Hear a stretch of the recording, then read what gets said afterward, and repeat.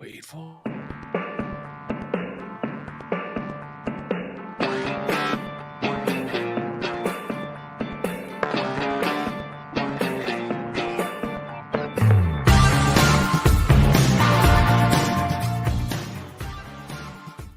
Hey, welcome aboard to the A Game as I'm here at the Share Universe Studios here on the Jersey Shore. I'm Rob Akampora, and I had to get this guy on for two reasons. One, you see the name of this show? That name has been copyrighted by this man circa 2001, I believe, and it was in our working together. Ming, can I have photo number 3, please? Because this is where I met him. Right here in the Delaware Valley at 93.7 WSTW, which I proudly served nearly 10 years of my life with that radio station. It was a great experience and got a great friend of over 20 years out of it. Unfortunately, he left me because he wanted to go into the the Dallas suburbs to be exact, and work for a really good radio station called KLAK, and that's where his wife Julie is from. Johnny B came back to the Delaware Valley to work for Mix 99.5 WJBR, and now was doing some work on 98 Rock, which was his sort of dream station. And now he's here with me. Somehow the tide is going downward, but I'm glad he's here. Johnny, Julie, thanks for coming on board. Oh, man. A-Game, it's great to be here. And right off the bat in pure style, we lied because your logo says talking to people who achieve their goals. So I'm sorry after 99 podcasts to bring one down. Still trying to figure out what we want to be when we grow up. But, man, it's great. You know what? We have a friend, Jason, that used to call us all the time. And he once said, you and Rob Akampora need to do a show because you could call it the A and the B. It took to this to finally have that happen. But Jason, tonight, that comes true tonight. And I was just saying before we hit the airways, I was saying, I think we've never done a show together. No, never came to before we did. No, I mean, I spent almost 10 years at always at opposite ends of the spectrum. Yeah, Johnny was doing mornings when I was doing opposite afternoons. Yeah, I was doing mornings, you were doing nights. Yep. It just never came to. Well, we got to start the story. We got to start the story of how I actually knew that you worked at STW. I don't know if you've heard this story, but it's phenomenal. I'm going to set you up. Things about working in broadcasting. Okay. I'll set you up because Johnny and I actually met at a concert about a year and a half before at a venue called Kahunaville down in Wilmington, which was such a unique venue, the way it was set up on the riverfront. And they got some of the best names that you could find doing concerts in Wilmington. So we became friends, and, we'll exchange an email or two, a phone call or two. But then all of a sudden, my life changed, and I get a phone call from his then boss, Mike Rossi, and suddenly he's in the building. He's listening to, keep in mind, in our building, you could hear WSTW throughout the building. And he hears, oh, Rob's on the air. And I think when he went through the door, the jaw dropped like, what? What is happening here? How the hell did you wind up here? And the rest is history. But I'll let you take it from there. It's funny because we often say in radio, we often say we're the worst communicators ever, and we're in the communications business. So it was. I came in on a Sunday, and I'm way in the back doing something. And first of all, I didn't flinch. I go, oh, Rob's on the air. And then I go, wait a minute, when did Rob start working here? So I go from the back of the building, the studio's in the front. Most people kept the door open. And I walk in and I see Rob behind the mic and I'm like, when'd you start working here, man? I didn't know that. I said, this is awesome, man. His first act after I got off the air, he takes me to Stanley's Tavern, sits me down, and basically explains, oh, you're going to wind up here. You're going to wind up full time. I'm like, B, I'm here for about 6 months. I'm going to get my next job, and that's that. Next thing I know, 9 months later, all of a sudden they offer me a contract, and they go, I can't live in this. No, here's the bonus, courtesy of your very good friend, Johnny B. And suddenly I'm going, 2 years free rent. Give me the frickin' pen I'm signing right now. The rest was history. It's your husband there, Julie, that hooked me up my first apartment. That cost me nothing for 2 years. Thank you, Johnny.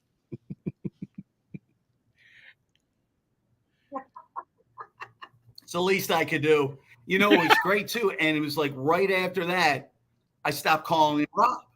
I didn't call him Rob. Anytime I saw him, I said, "What's up, A Game? What's up, A Game?" Or I just say, "Game, what's up?" But I always called him A Game. Right. And then I finally said to Mike Rossi at the time, "You got to let Rob call himself A Game, man." I mean, that's what it is. I never heard Rob ever do a bad show. I mean, he always brought his A game. That's why I nicknamed him that. And I said to Mike Rossi, you got to he can't be Rob anymore. He's got to be A game. And boom, man. Your instincts were dead. I don't think I ever call you Rob when I'm talking to you. No, you don't. To this day. Come on. Cell phone is A game. Yeah, you're in my cell phone as A game. Of course I am. Oh, don't forget, that name I associate with Johnny no matter what. And that persona, so to speak, was just basically me with a cool nickname. And I didn't think it was going to stick. And then when it did, I was like, this is cool. This is really, really cool. I'm glad he did that. And I remember you introduced and saying, he said it on the air. You know what I love about Rob? He always brings his A game. And he was saying it on the air. And then all of a sudden, I started using it. And then, boom, it clicked. And still to this day, I'm just amazed how well it clicked. Yeah, I mean, when I call you, I don't have you in my cell phone as Rob. There's a couple times I looked up under Rob, and I'm like, what did I delete? And then I go, oh, man, I never call him Rob. And it's in my cell phone as A game. So, of course. I mean, yeah, and it was it fit your personality. It fit who you were. It fit how you did that nighttime show, which was phenomenal. And I remember then at the end of our ratings period, Jill and I were always off for 2 weeks.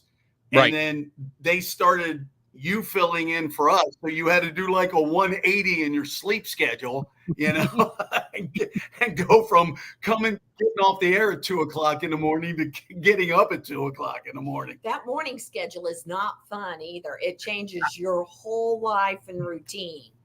Yeah, I got to go right into that, B, because this became part of your life for over 20 years of doing that sleep pattern. And I only did it for 2. And I never grasped the concept of saying to myself, okay, I got to be in bed by 9:00. I've got to get to sleep, get up at 4, and really embrace and make that change. How long did it take you to kind of get into that? And nowadays, I don't think you miss getting up at the crack of dark ever again, I would think. Well, we still get up at 3 a.m. Usually I have to go to the bathroom now, but it used to be for, that's the one thing people say, oh man, you got a cool job, you all that blah, blah, blah. And it is, we loved it. But I got to tell you something, man, getting up at the crack of dawn at 3:00 ain't easy. And I was doing Monday Night Football too back in the day. So I would have to go home Monday afternoons, take a longer nap because I wouldn't get out with the great Bill Berge, who you did football with as well. The Eagles. I got out there 11:00. And when you're doing nights, if you couldn't fall asleep, you could sleep in a little. I had nights where like I would go to bed at 9:00, sleep really hard till midnight, and then I couldn't fall back to sleep. And then part of Julie and I lived together with my mom's blessing when I went to Dallas, because one of the things before we got married, I said to her, I want to see if you can handle my schedule. There were days where I left at 3:00 in the morning. I wouldn't see her till 11:00 at night. We would have Lucky Charms in the kitchen at 3:30. He'd walk out the door. I wouldn't see him until 7, 8 o'clock that night while he was working, and we'd have dinner together. And then I'd go home and get things ready because then he'd come home at 10, 11 o'clock at night. Did you ever get used to that, Rob? No. I as much as I tried to, it just never gelled. I was struggling just to get 4 or 5 hours of sleep, and then I would nap for 2 hours afterwards. And that's not healthy. And I noticed that my dietary habits got worse because my sleeping habits were just so out of whack. I've lost 60 pounds, no lie, since I stopped doing morning radio because you don't sleep well. You live on caffeine. A lot of times your breakfast is, wah-wah. Quick, on the go. On the go. Calorie. You come home, you sleep. again, you got to go back out. So you grab a little something to eat. I wasn't working out. Literally, since I stopped doing mornings, I lost 60 pounds. And again, too, you know, when you talk about personal relationships and things like that, try to date, you know, when you have to be in bed at 9 o'clock, you know, and that's why Julie and I, we were together, you know, 30 years before we got married because, you know, again, hey, you want to go out tonight? Can't, man. Can't. Got to be in bed at 9 o'clock. I was actually okay with it. It was more of my friends who wanted to get to know Johnny B, and they could not understand why he wasn't always on my arm, because it's like he can't keep up this pace. Or if he did come, we would duck out. It's definitely not something I recommend to do that sleep pattern for too long. But yeah, you look a lot better. I remember you when you were a little heavier. So in one sense, it's harder than people realize. No, yeah, I think that's the thing. People, they want to glamorize, and they should. There's some great morning talents that have been out there. And John, you did it in 2 areas, and I'll recommend in the Delaware Valley, WSTW and WJBR. What a lot of people don't know, it's more than just Wilmington. He was also serving Delaware and Chester counties. You put that whole region together, it's about 2 million people he was reaching. And in the Dallas suburbs of Collin and Denton County, you put them together, you're talking well over 2 million people that he was reaching on a regular basis. So you not only were doing it on a higher level and a higher pressure, and then you take in the lack of sleep. It's like, well, it's any wonder that your hairdo is like mine now, but that's another story altogether. I still love him. Thank God that, thank God she caught me in my good days, and what a lot of people don't know about Julie and I, we actually decided when we were going to get married that it was only fitting to get married on April 1st. We actually got married on April Fool's Day. God, you sick people. You're just sick. Yeah, I was a fool to marry a morning show DJ. Oh, but I do know one little tidbit. I was going to wait for random shots, but I got to throw it in here since we're mentioning you got married on April Fool's Day. Julie, take the lead on this. How did you punk your husband, and very appropriately, on April Fool's Day on your wedding day?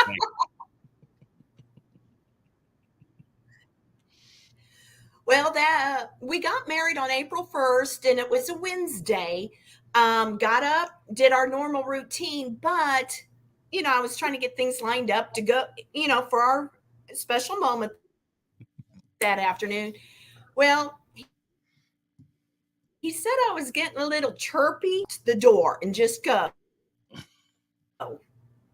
And it's like, well, I want to make sure you've got my sons. The 3 of you are in communication, because once I'm gone, I'm not going to see you till we're at the chapel. And but he's just like, go, and go have a drink with your girlfriend, whatever. And now keep in mind, this is a girlfriend.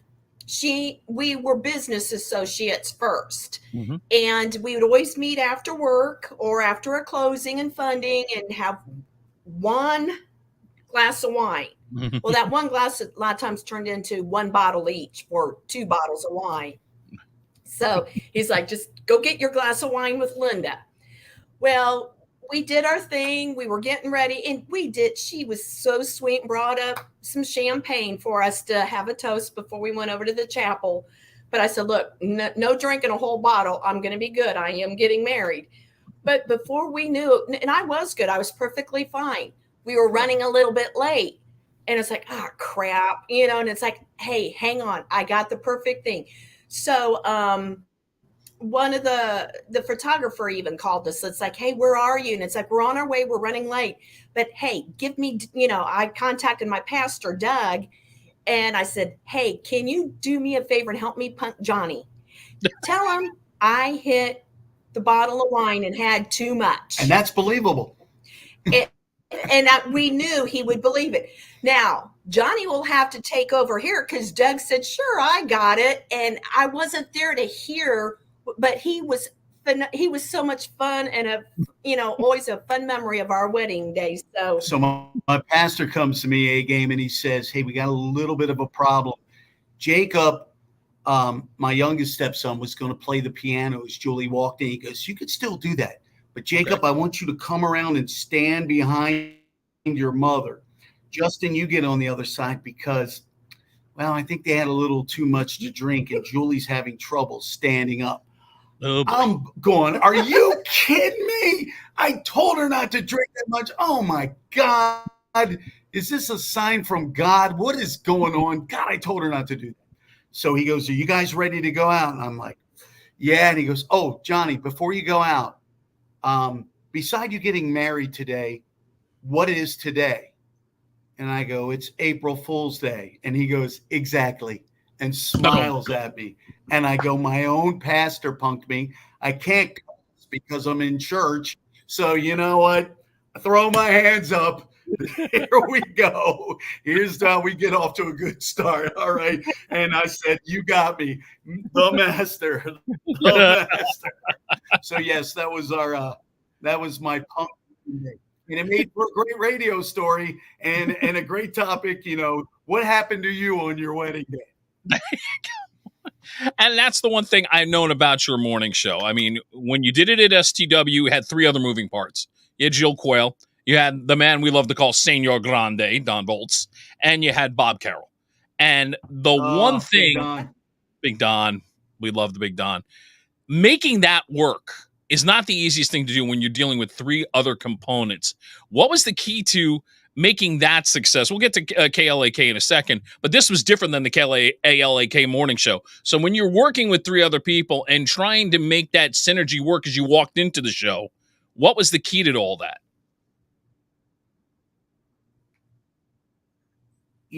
Luckily, before, when John Wilson was doing mornings before me, when John would go on vacation, I would sit in with the morning show. So I got to know them a little bit in that week that I did it. I kind of knew Jill's story, coming in, she's a mom,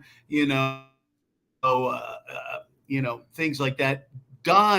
Big Don is one of these people who is just funny being himself, and he doesn't know he's funny. And Bob had the most intelligent, driest sense of humor.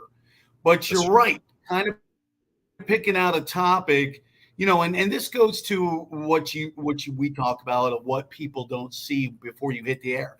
You talk about what you're going to do. You talk about whose story it's going to be, who's going to lead. And then you kind of just leave a leeway for natural conversation to happen. And that's really it. I worked with so many at STW and we worked with so many talented people, but that morning show, everybody knew their part. They were a great component. And I'll tell you one of the funniest stories of Big Don just being Big Don. We used to do this thing called Old School where we would quiz Big Don on a song. And Big Don really didn't know a lot about music. He really did. It's Olivia Newton-John's birthday. So the song was Physical, and we would say, Big, we pick up the rock and roll encyclopedia. This artist falls between this blues, play him a little slip, and he would guess it. So he guessed it, and he was so happy. So he comes back in for his next segment with us, and Big Bob says to him, and this is totally unrehearsed, wow, Big, you're smiling. You look really happy. And he goes, why are you so happy? Big, without even thinking, without even pausing, says, well, any day you can nail Olivia Newton-John, it's a good day. And we all went, oh. And he goes, whoa, wait a minute. I mean, anytime you can guess the song. It was just hysterical. And if you knew Big Don, it's even more funny. And I remember per se, I just, after it was all over, I looked at Bob and I'm like, that's the morning promo, man. Do not lose that. I remember they talked about that for a couple of weeks. That people remembered that. And that's always a great thing when you're doing a morning show. When you have that big, that was so unrehearsed, so natural, and now everybody just kept talking about this. And that's like, yes, the best feeling in the world because we didn't even rehearse this. This was just so, it happened. It was beautiful. There was one morning, another thing too that was funny. we were talking about some stuff and really wasn't flying a lot. And another Right. great person we worked with was Robin Bryson, who was the Our dean of traffic guy, traffic. He knew yeah. every road in Delaware. And we were going into traffic, and I said, "Hey, Rob," I said, "what's up with the geese at DuPont Barley Mill 141? There's a pond on the other side of the road.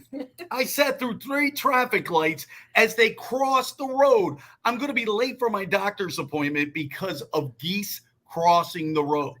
Of course, Rob, being the Delaware historian, goes in, "Well, they've been there for years upon years." A game after that, our phones lit up with everybody with their favorite geese story of the ducks crossing the road to DuPont Barley's mill. And, we seriously, for 20 minutes, we took calls on people's funniest duck stories. So, you never know, man. That was the joy of it and the greatness of it, is that it could turn on a dime like that. Right. And that's when the shows were good. I mean, you have to plan and you talk and things, but when they were spontaneous, that's what made it great. Since you talk about turning on a dime, this is the last thing I want to talk about with STW, because I think this was a turning point for the morning show. Johnny had taken over the show, and probably less than a year into the show, 9/11 happened. And talk about turning a show on a dime. Not the easiest thing to do when all of a sudden you go from, hey, we're trying to entertain you and play music, suddenly now it's all about the news. It's all about what's going on and the unknown. I would imagine when you look back in your career, hardest day ever having to do a radio show. It's amazing. We had the Weather Channel on, and I had a friend who was an EMT at Cranston Heights Fire Hall, and he calls me and he says, "Johnny, what's going on in New York? We just got a call to go there. Just stand by. A plane has hit the tower." Joe goes flying because on the other side of the building was WDEL, our news station. Talker, yeah. I flick on ABC, and this is all going down. All going down. And it's happening right in front of us. And you're like, oh my God, this is World War III. Yeah. We really talked a little bit about it, but, we still didn't know everything. When people ask me, and I've been interviewed, and they say, when did you think your career had really made a difference? And when did people give you feedback about that? It was September 12th. Because Jill, we live in one of the biggest airspaces in a while, and it was so deadly quiet at 3:00 when they shut down air traffic. And Jill Quayle called me and said, "What do we do tomorrow? What do we do?" And I said, "You know what? We just got to be ourselves. We just got to talk." And that's what we did. We suspended regular format. We played a lot of patriotic, a lot of uplifting songs. I remember, playing Tom Petty, "I Won't Back Down," or just everything that uplifted people. People shared their story. We had kids call in. I will remember September 12th is probably one of the most meaningful days in my career, that I felt like people called in and says, "Just good to hear familiar voices today," and things like that. So that one will always be etched in my memory. Amen. Johnny B with his wife Julie B are here on the A Game.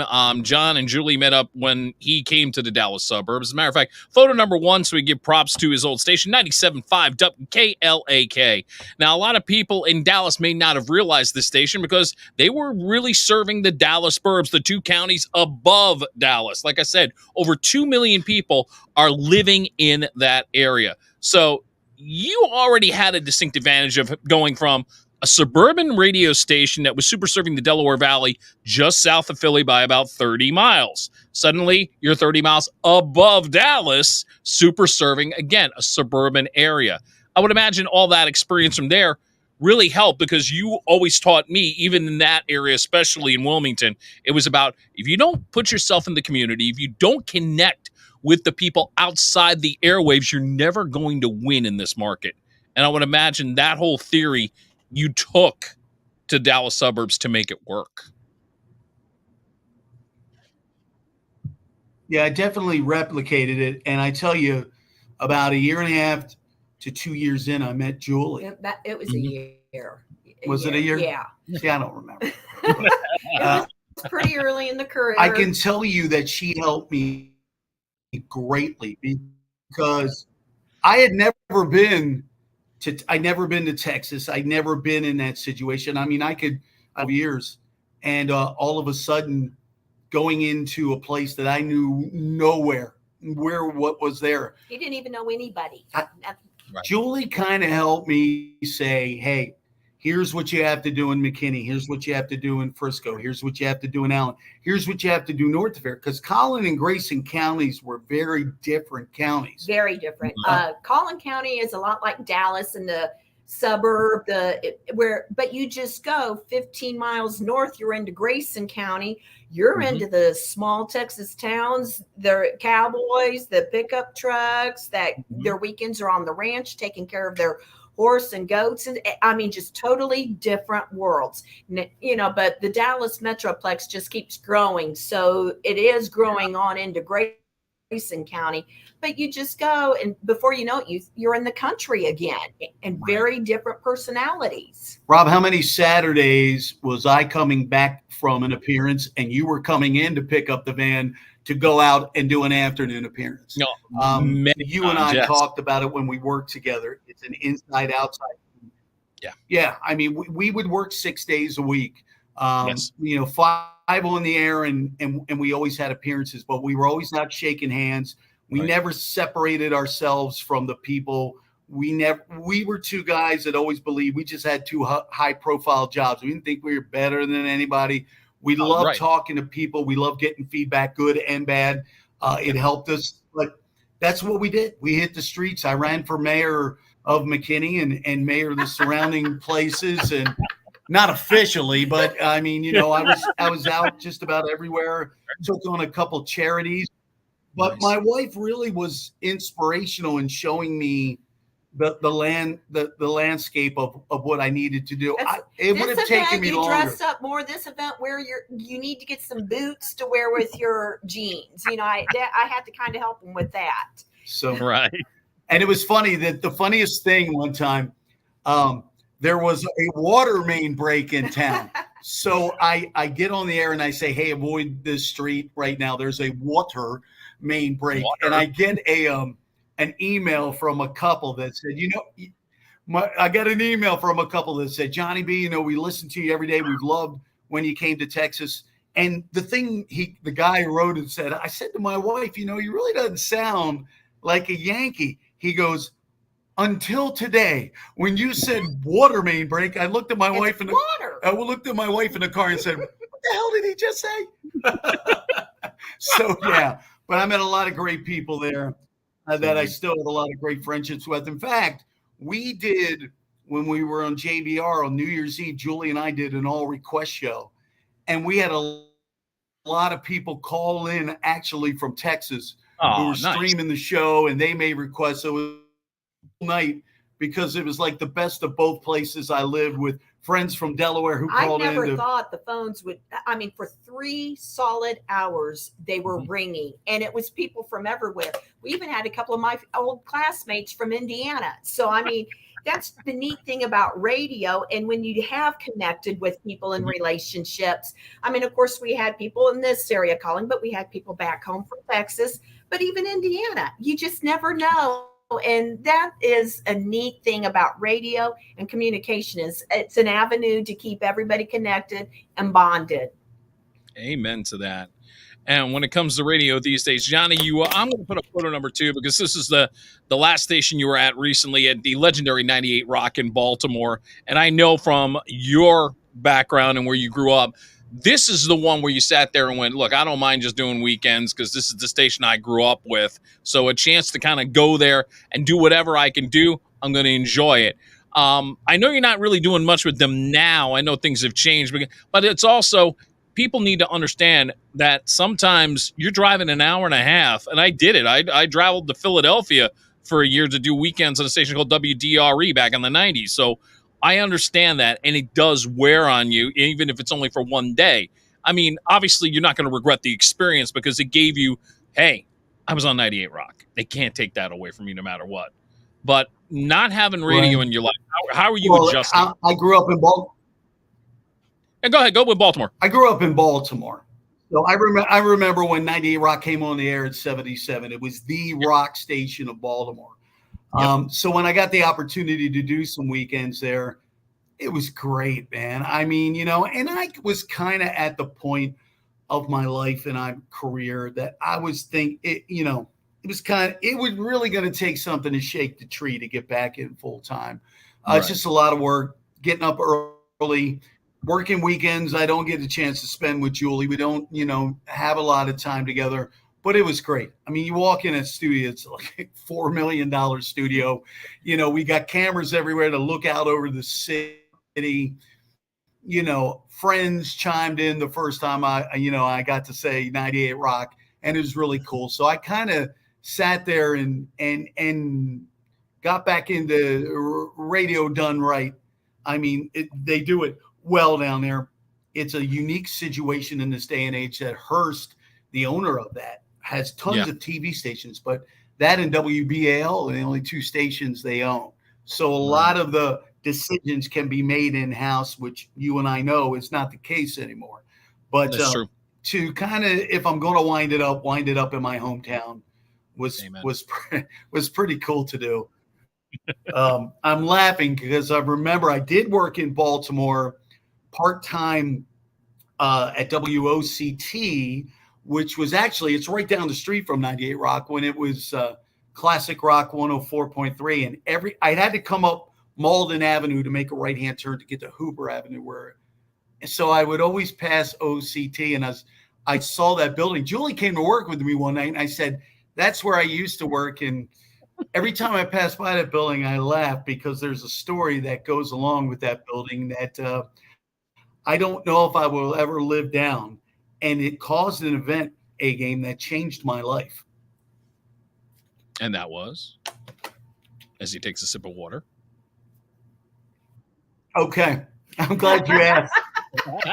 It's like I've told you this story, but it's legendary. This is a legendary one. So we're at the Baltimore Inner Harbor stage, and the legendary guitarist Dave Davies from the Kinks is doing a show. Now, Dave Davies is a great guitarist. When you think about who he's influenced, Edward Van Halen. I mean, You Really Got Me, Where Have All the Good Times Gone? They were all Kinks songs. Ed said Dave Davies was one of my favorite. Well, there's one element to the Kinks legacy that Ray and Dave Davies, who are brothers, hate each other. They make the Gallagher brothers from Oasis look like Girl Scouts. I'm telling you that right now, okay? They hate each other. So it was taken forever to get Dave Davies on stage. So I'm not going to lie, I had a couple Coronas in me that night before I get up to announce them, and it's a hot August night. So, yeah, before I go on, his manager, this little British guy, goes, Johnny, you're bringing Dave on, right? Listen, you can't say his brother's name. Don't say he and his brother Ray formed the Kinks. Just name him. If you say Ray, he won't go on. Can you work with me? Can you do this? No problem, man. No problem. So meet Dave. We're walking up the ramp. I sound like Tom Cruise and Rain Man. Don't say Ray. Don't say Ray. Johnny, don't say Ray. Don't say Ray. So get out there. They're ready to they get on the stage. Everybody starts cheering. And, you know, we do our spiel that we've done so many times, game. Hey, man, you know, I'm Johnny B from WOCT, Classic Rock in Baltimore. We got a guitar legend ready to rock Charm City tonight. He's been laying down licks since 1965, influenced the likes of Edward Van Halen and more. And I got to that point, and I forgot who I was introducing because I had blocked out the Ray and Dave thing, and I think the 6 Coronas hit me right at the same time. And the legendary Southwest Airline commercials. Want to get away? I'm like this. And all of a sudden, luckily, I had a little bit of brain cells left that kicked in. And I said, you know what? I always get to introduce the guy. So I want you to give him a Baltimore welcome. When I say 1, 2, 3, please welcome. You yell his name. Come on, Baltimore. 1, 2, 3, please welcome. And the crowd goes, Dave Davies. And he goes, boom, boom, boom, boom, boom, boom, boom. So I'm walking off the stage, and his manager's at the end of the ramp, and he goes, mate, that was brilliant. That was brilliant. Oh, you just made my night. He's going to rock. Oh, thank you so much. And I go, yeah, you know what? I thought I'd do a little something different tonight. So, yeah, you know, that I'm glad you like it. I'm going to leave now and change my underwear, okay? And I swear to God, and Julie can back me up on this, A-game. After that night, even before our summer jams and anything we had to do together, I would not drink before. It was a casual outdoor event because we did this Real Large Smiles charity concert where he's stage manager. I mean, he's introduced Gavin DeGraw, Andy Grammer, Brett Michaels. I mean, big time names. And it's like an outdoor barbecue type thing. He won't drink. He will not drink. I would MC like a chamber event. They're like, Black Johnny, Tide, you get 2 tickets for wine. Johnny, you can have a glass of wine at dinner. Nope, I'll just take water. I take his tickets. Julie got crocked because she took all my tickets, and she's like, I drank my tickets and his at the formal. I swear to God, you know, all the times we got up at the Big Kahuna or shows we did, I wouldn't have a drink till I'm like, do I have to say anything else tonight? No, Johnny, you're good. Good. Now, line up 7. But, you know, I mean, I swear to God, I scared myself straight that night. And the sad part is you've set me up because when I do my random shots pick, I will take a drink for the random shots. The random shot tonight will be James Carroll. See, you set me up beautifully there. By the way, I'm not drinking either on this. I know you're not. Which is smart because these questions can come from anywhere. And besides, I've known Johnny for 20 plus years. So I'm not going to embarrass him too much, but Skull here. And thank you for coming on. Needed that. Okay. There's not much more you can do, man. No, not at all. All right. So I got a couple of pick one questions. And this first one is going to be interesting. I think I know what you're going to pick, but I'm not sure. I'm going to give you the choice of Baltimore Orioles playoff tickets because I think they're going this year.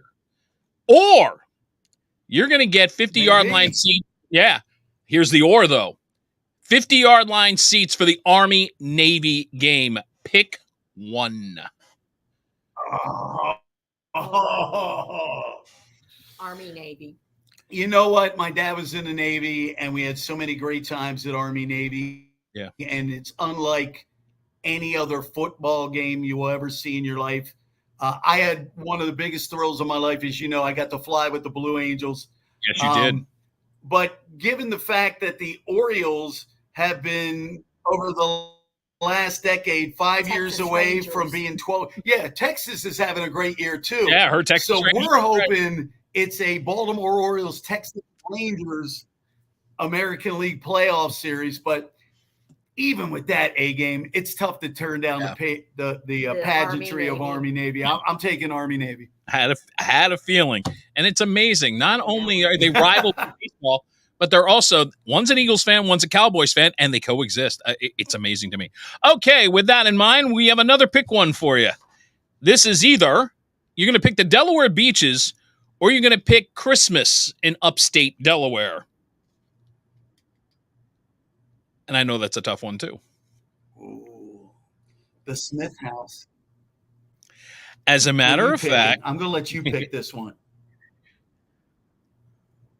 While she's thinking about that, Ming, can you scroll down? I want to get the Smith House photo. I think I have that. It's not number 12. It's is it 11? No, I don't. No, maybe it is. Flash 11. I'll make sure. Yes, that's it. The Smith House is a tourist attraction. Yeah. And by the way, John and Julie don't live far from here, but this is a place. Yeah. But it's a place that draws from literally New Jersey, upper Pennsylvania. It'll draw people from New York. It's just that good of a situation. And there's a couple other places up in the region. As a matter of fact, if you go to photo 13, if you ever thought about Christmas at Winterthur, that's another place where you talk about. That's why I had to say the holidays, knowing that the region up there in Wilmington and around is just so beautiful for the holidays. So it is a tough choice because of Rehoboth Beach and Bethany on the other end. What are you picking there, Julie? I would probably say Christmas. Yeah, I got to say Christmas. The Smith house has been legendary. I know the Smith family. They work on my cars. They've even shared their story behind that, or do you know that, A-Gang? No, actually, I don't. No, please elaborate. Do you know the story why they decorate the house? No. Believe it or not, after all this time, I don't. I should, but I don't. Yeah, I actually know the family, and they said when they lost their mom, Mom Smith was like huge on Christmas. That was her time of year. So this is very touching. They say they decorate the house so Mom can see it from heaven. Oh, that explains that. And you can tell it's done with a lot of love. I was there minute. So with that story that we know, got to do it. Yeah, oh yeah. Yeah. The Bees doing random shots here on the A game. Give me photo number 6, Ming. Now this photo, it's Julie, and there's this Jersey guy named Martin. The reason I bring this up, some people know this, some people don't. Johnny, you've done some work. I don't know if it's direct or indirect with NASCAR. I know you've done work at Dover International Speedway. You've done it at Texas Motor Speedway. Are you still doing that?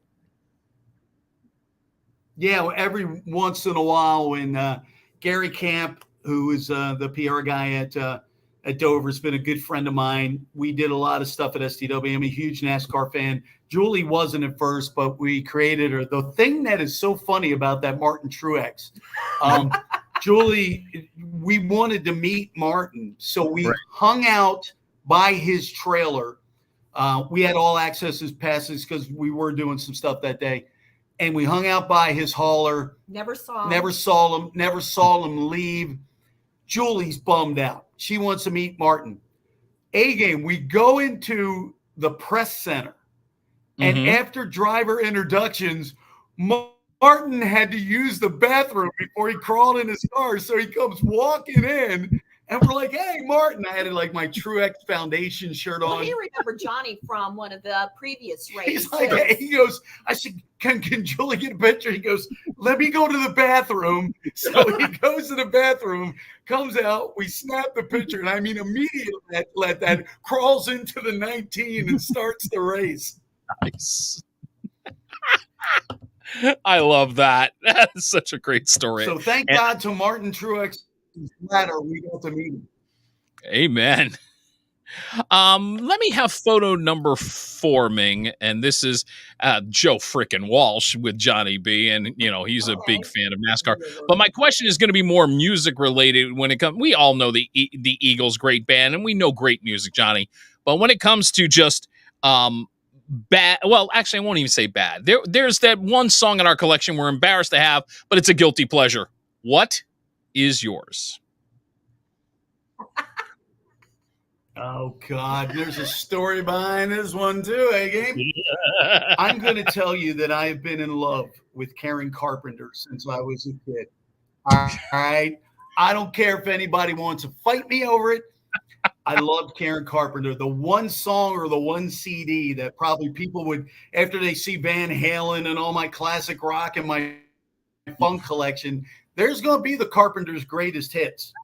And we're taking a road. We used to drive up to Maryland to see my mom. We're heading back. We're in Tennessee. Right. I'm listening to it in the car. Julie is sleeping. As I come around this turn on the mountain, Julie pops up out of a dead sleep and starts going, I'm on the top of the world looking down on creation. It scared the living hell out of me so bad that I almost ran off the mountain. And I said, you just did 2 things. You scared me and you interrupted Karen Carpenter. Don't ever do that again. So, yes, the Carpenters. Yeah, that's definitely a guilty pleasure. I'll give you that. It trumps me with the Xanadu soundtrack, so you win on that one, bud. Got 2 more here in the random shots. Hey, any day you can nail Olivia Newton-John, it's a great day. Right back to John from earlier. Gene Kelly was also in it. Yes, he was. Very good, Joe. He won the last known thing Chili ever did, as a matter of fact. Ming, give me I like my classic movie. Ming, let me have photo 9 first. Now, the reason I bring this up, this is a football stadium. And, right. Now, this is a little bit of home for them. Now, give me photo number 10 behind it. You would not believe this, but the first one was McKinney High School. I say high school football stadium. This is Allen High School's stadium. Yes. One of them seats 18,000. And I remember Johnny telling me this, and one of the stadiums, I think, and it may have been the McKinney one that's now up, cost nearly $70 million to construct. So I have never really understood the whole phenomenon of Friday Night Lights, but you were right in the center of it. So for people who don't know, since you were in the middle of it, both of you, explain the whole Friday Nights phenomenon and high school football in Texas. $72 million built that stadium. The Allen Eagles Stadium, again, I went to Texas saying this has just got to be a bunch of hype. It can't be this way.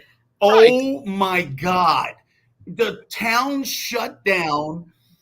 The teams have these big mascot tunnels. It's like a KISS show. I mean, there's explosions going off. And the funniest thing with the McKinney, Julie, our stepson Jake, or my stepson, her actual son, actually played football, but he's more of a musician. So because he's so tall and lanky, so and I had him in football his freshman year, but after his freshman year, he's like, Mom, I don't want to do this. And right. Even though I wanted him to learn the team sport, because there is a lot of good that is with a good, positive, productive team, doesn't matter what it is, there's life skills. And I wanted him to get those. But he was getting a little banged up. And here's where I'll hand off to Johnny, because looking back, I did the right thing, or I probably would not have a son, Justin Matabuke, who plays defensive tackle for the Baltimore Ravens, went to McKinney North High School. Sophomore. And this kid, you knew it as a sophomore, was going to play Saturdays and maybe Sundays. And right. Jacob I come in the door one day, Jacob comes limping in, holding his ribs. And I go, what happened? He goes, oh, man. I was late for second period. I was running around the corner and I ran into Justin Matabuke. And he literally bounced off him and bruised his ribs. Rob, during the NFL draft, I was napping on the couch. And Julie goes, Johnny, wake up, Johnny, wake up. I thought the place was on fire. I go, what? And she goes, the Ravens just drafted Justin Matabuke. So Justin Matabuke went from McKinney North to Texas A&M. And they got drafted by the Ravens, and he's having a great, time. So he plays for the Baltimore Ravens, but we've known him since he's been a sophomore. Justin Matabuke was a sophomore, but the junior year was Ronald Jones, and he went to USC or UCF? Went to USC. But he actually has 2 Super Bowl rings. He played with Tom Brady and the Tampa Bay Buccaneers, and then he played for the Kansas City Chiefs last year. With Matt Patrick. And now he just got signed by the Cowboys, so he gets to come home. Trouble right but now. Yeah, he's suspended for 2 games. So we don't say we know him. No. Both those kids we watched grow up on Friday night, the Friday Night Lights. And that's the neat thing is when you see these high schoolers and they're big. I mean, man, they could snap even though Jacob was as tall as they were, he was just a beanpole though. Right. But it's like you just watch them grow up and play. And then Johnny worked sidelines, interviewed, talked to them. There were other players that he would mentor, behind the scenes. Yeah, Kyler Murray went to Allen. So and he was Gatorade Player of the Year. And he went to Allen High School, so we saw him play, and it's amazing. I mean, the culture of it, the student section, the fans, the parents, That's what my son, when he quit football, he became the leader of the student section, and he developed, a good, fun reputation, doing the face paint, the cowboy hat, and everything. And that's what it's about, because it's more than just football, but it's the spirit, the drill teams, the marching bands, the drum lines. Incredible. It's just, there's so many facets to it, and it's not just football, but it's talent put into it. Yeah, and then the Dallas Cowboys moved their offices to Frisco. And part of the coming to Frisco, Texas, which was just south of us, is that they build is it west of us? Use GPS. Where am I going? 13,000 seat indoor stadium that all the high schools in Texas get to play in. So, I played on a field that had more rocks and holes in it, and these kids are playing in 13,000 seat indoor stadiums. It is amazing. Friday Night Lights, it is the real deal. Amen. And glad to know that. One last question in random shots, and we'll wrap it up. And yes, Julie, I'm setting him up on this because first off, September 2nd, we'll kick off the season of college football. It will be on NBC. It will be Penn State against the University of West Virginia. Now, I know B's going to root for West Virginia, but there is a way he has always said West Virginia. If you say, oh, you're from West Virginia, Johnny, please explain how you would talk about West Virginia, please.